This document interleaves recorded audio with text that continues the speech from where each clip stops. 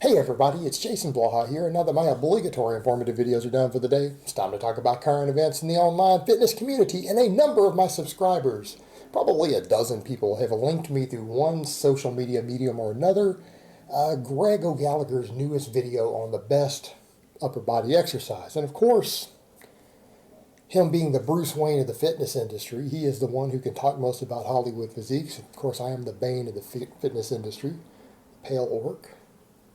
Oh, speak of the devil, I shall appear. And I'm more concerned with telling you guys how to get thick and powerful. We don't care about being pretty. But at the end of the day, what are we talking about here? We're talking about hypertrophy. We're talking about size. We're talking about strength. So let me go ahead and put on my +5 hat of speechcraft. Lovingly called by many of you my +5 hat of autism. And let's talk about this from a developmental perspective, because Greg jumped in and said that he feels, based upon his own experience, that the incline bench press, best overall upper body exercise for developing that Hollywood physique. And he's referring to it as things like your upper chest, your delts, your triceps, biceps, back width, things like that. That's what he's looking at. And we have to be objective with that. I'm going to be honest here. I don't think that the incline bench is particularly special. And I'm talking from a muscle recruitment perspective. I'm not saying it's a bad exercise. I'm not saying it doesn't have its place. I'm not saying I've never done it. Of course, I don't necessarily have the most aesthetic physique either, but I don't care about that. But the fact is, I don't feel that it brings anything to the table, for the most part, for the style of training that Greg does. The flat bench combined with the standing press don't bring. And that's pretty much how he built his chest. But he's also done things like weighted dips. And the point I'm going to make with that is that he felt like it is its own unique exercise and it carries over to the other two.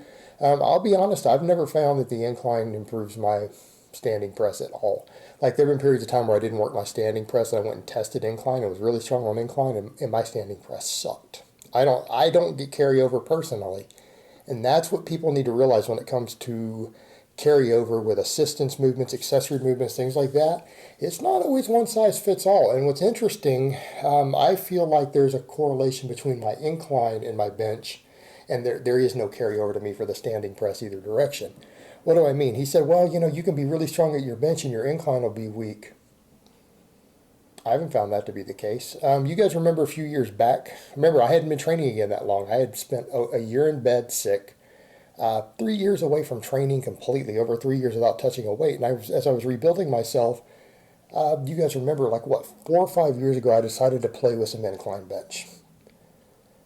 I wasn't benching a lot over 300 at that time. I mean, 320, 325 maybe at that point. And I went and did some incline bench.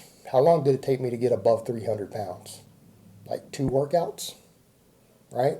I think I hit 285 for reps the first time I got on the incline. I mean, I had to do some warm-ups. I had to do a few work sets to get the bar path down, to figure the exercise out, to learn it, because I hadn't done it in, 6 or 7 years.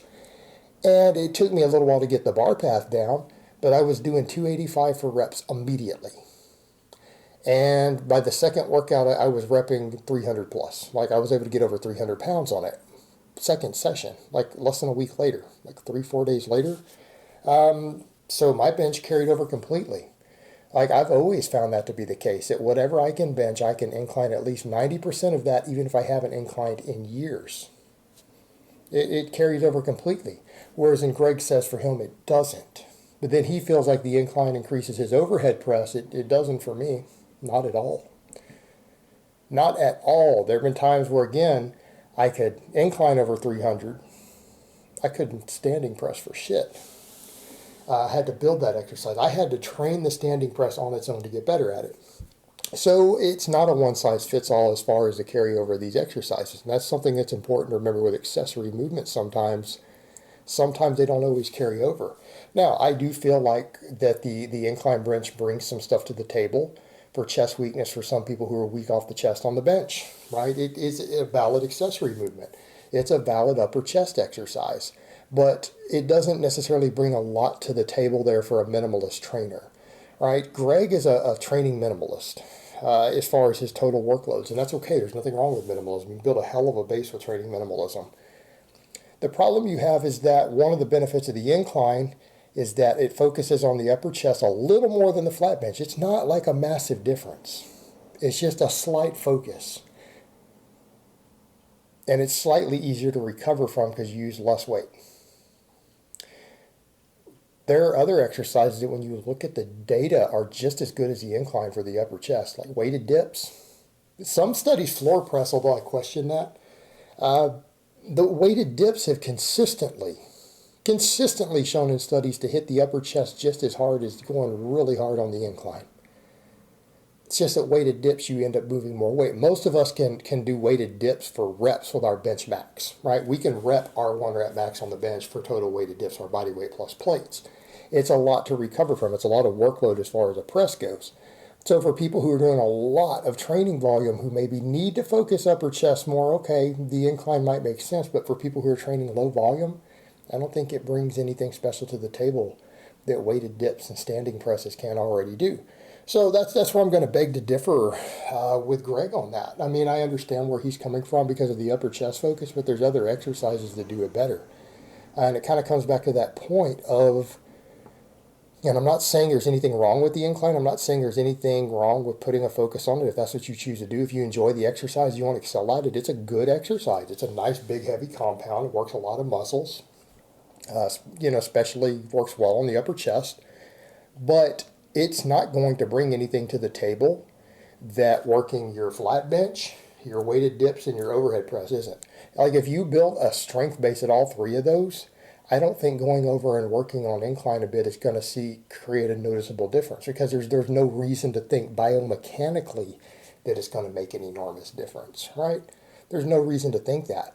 And I'm not discouraging people from the exercise. I think it's a good exercise, and I think if you want to get really strong at it after you develop a base on the flat bench and the standing press, I don't think there's anything wrong with it. It's good exercise. In fact, it even has its place as a bench accessory, right? It has its place.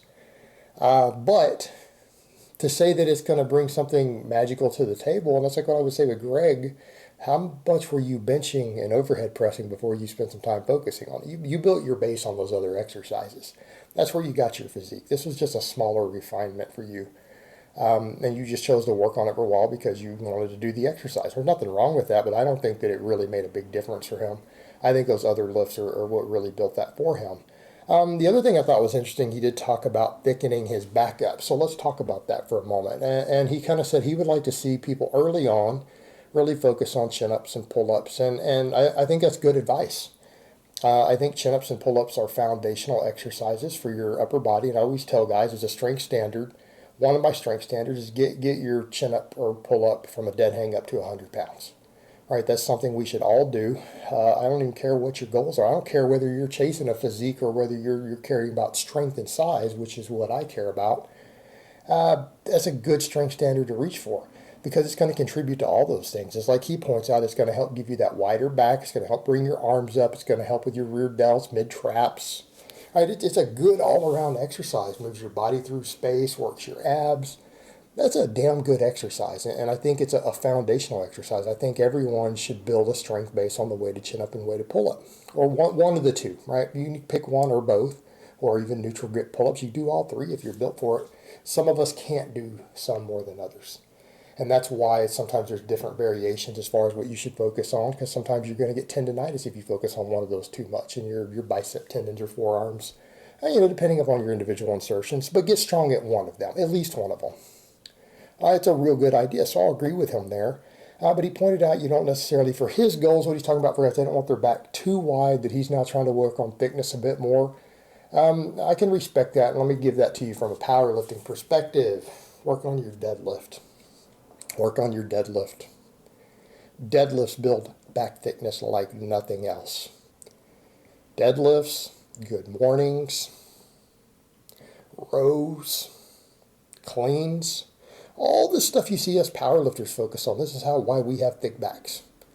Powerlifters, when you go look at serious powerlifting meets and you even compare them to professional bodybuilders, powerlifters can hang. Even powerlifters who are a little smaller overall than that given bodybuilder, their back size and thickness is on par.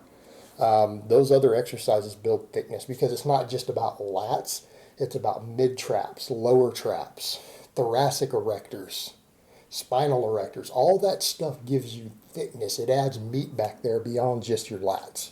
And the lats matter. That's where you get your width. But when people talk about width versus thickness on the back, we're talking about the lats versus everything else. And all those other muscles take up just as much size. That's just as much meat there. If you think about all parts of the trap, all the erectors, that's easily just as much total meat on your back as the lats are, right? It's at least 50% of your back, those muscles together also. And that's what gives you that thickness that we're talking about. So what I would say to Greg, if he wants to do that, put some effort into your deadlifts. Do some good mornings. Do some heavy rows. Right, you'll build all that up. That'll sort you right out. Get your deadlift up to 500 for reps. Your back will be thick. Combined with what the fact of what a guy like him can already do with pull-ups, he's already strong on pull-ups. Get your deadlifts up to par with that. Back thickness will be there. It'll be a done deal. Be pretty easy. I bet he could do it within a year. That's my opinion. He could do it in 1 year. All right, guys, but that's really all I have to say on that today. I hope it's been informative, and I will talk to you guys next time.